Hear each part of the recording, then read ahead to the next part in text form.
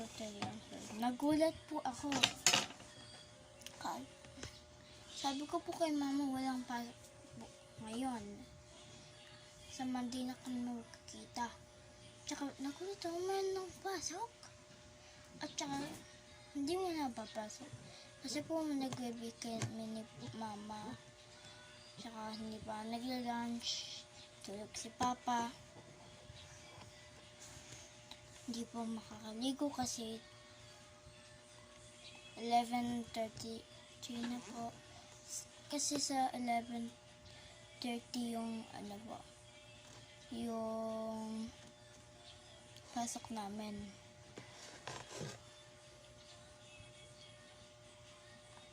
Del Monte.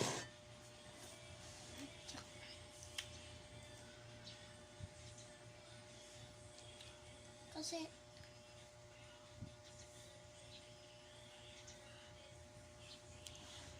ang pasok ko po 11 o'clock dati.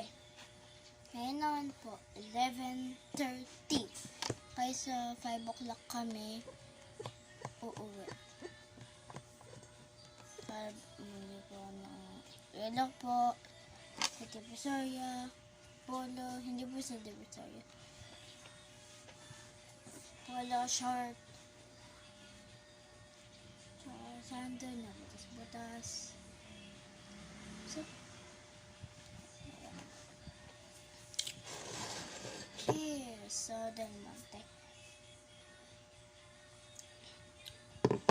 Bye guys. Don't forget to like and subscribe.